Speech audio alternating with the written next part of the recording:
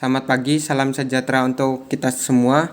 Kami dari kelompok 3 yang beranggotakan saya Agus Priadi, Chandra, dan Rizky. Kami ingin presentasikan tugas UTS kami yang berjudul Arsitektur dan Perancangan Sistem Enterprise yang memiliki topik TOGAF. Arsitektur Enterprise. Apa itu arsitektur enterprise? Arsitektur enterprise memiliki arti perancangan, pengklasifikasian, pendefinisian, dan rancangan konektivitas dari berbagai komponen yang menyusun suatu enterprise yang diwujudkan dalam bentuk model dan gambar, serta memiliki komponen utama yaitu arsitektur bisnis, arsitektur informasi, dan arsitektur aplikasi, dan arsitektur teknologi.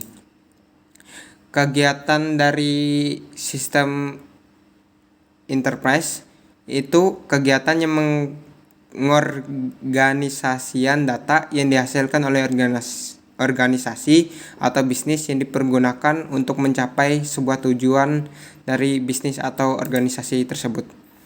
ADM TOGAF adalah Architecture Development Method yang memberikan gambaran spesifikasi untuk proses pengembangan arsitektur enterprise. ADM adalah fitur penting yang memungkinkan perusahaan mendefinisikan kebutuhan bisnis dan membangun arsitektur spesifik untuk memenuhi kebutuhan itu. The Open Group Architecture Framework atau TOGAF adalah suatu framework yang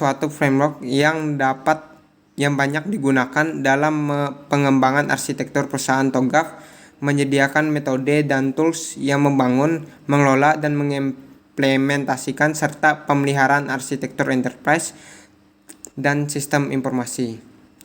ADM terdiri dari tahapan-tahapan yang dibutuhkan dalam membangun arsitektur enterprise.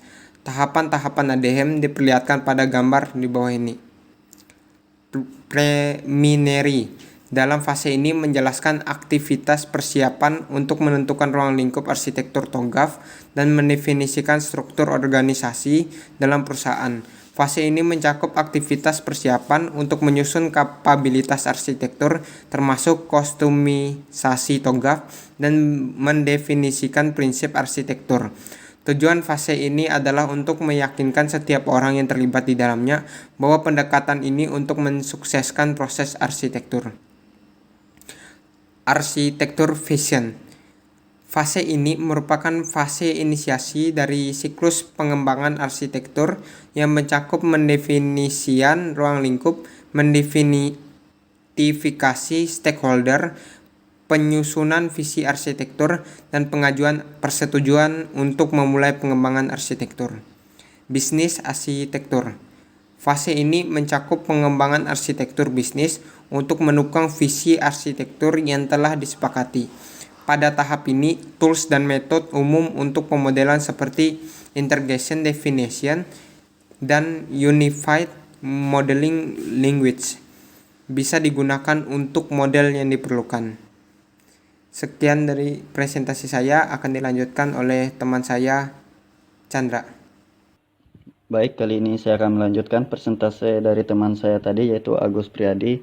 Di sini information system arsitektur. Pada tahap ini lebih menekankan pada aktivitas bagaimana arsitektur sistem informasi dikembangkan, pendefinisian arsitektur sistem informasi. Dalam tahapan ini meliputi arsitektur data dan arsitektur aplikasi yang akan digunakan oleh organisasi.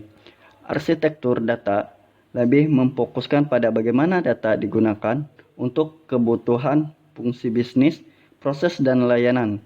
Teknik yang bisa digunakan dengan yaitu RD diagram, class diagram, dan object diagram. Selanjutnya, teknologi arsitektur.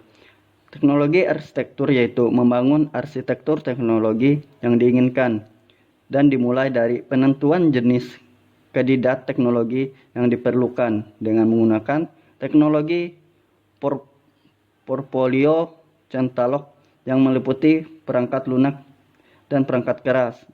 Dalam tahapan ini juga mempertimbangkan alternatif yang diperlukan dalam pemilihan teknologi. Selanjutnya, opportunities and solutions. Pada tahap ini akan dievaluasi model yang telah dibangun untuk arsitektur saat ini dan tujuan. Identifikasi proyek utama yang akan dilaksanakan untuk mengimplementasikan arsitektur, tujuan, dan klasifikasikan sebagai pengembangan baru atau penggunaan kembali sistem yang sudah ada. Pada fase ini juga akan direview gap analysis yang sudah dilaksanakan pada fase teknologi arsitektur. Next. Berikutnya, migration and planning. Pada fase ini akan dilakukan analisis resiko dan biaya.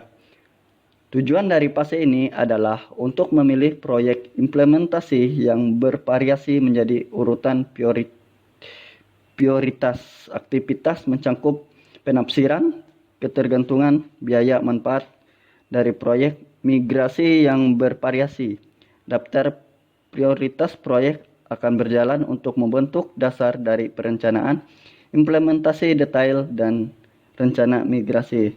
Selanjutnya akan dilanjutkan presentasi oleh teman saya yaitu Rizky. Baik, di sini saya akan melanjutkan presentasi dari teman saya Chandra, yaitu Implementation Governance. Fase ini mencakup pengawasan terhadap implementasi arsitektur. Fase ini menganalisa keefektifan dan efisiensi dari pengimplementasian sistem yang telah dibangun. Di sini implementasi governance yaitu memberikan pengawasan arsitektur dan untuk implementasinya, serta mempersiapkan dan menerbitkan kontrak arsitektur dan memastikan bahwa proyek implementasi sesuai dengan arsitektur. Selanjutnya fase arsitektur change management. Fase ini mencakup penyusunan prosedur-prosedur untuk mengelola perubahan ke arsitektur yang baru. Di fase ini yaitu dia menyediakan pemantauan kelanjutan dan proses manajemen perubahan untuk memastikan bahwa arsitektur merespons kebutuhan perusahaan dan memaksimalkan nilai bisnis. Nah, tadi sudah dijelaskan bahwa setiap fase itu terhubung dengan suatu domain dengan yang disebut dengan yaitu required management. Required management ini yaitu menguji atau mengelola proses pengelolaan seluruh kebutuhan arsitektur setiap fase pengembangan arsitektur. Demikian presentasi yang dapat kami sampaikan. Kurang dan lebihnya kami mohon maaf. Terima kasih.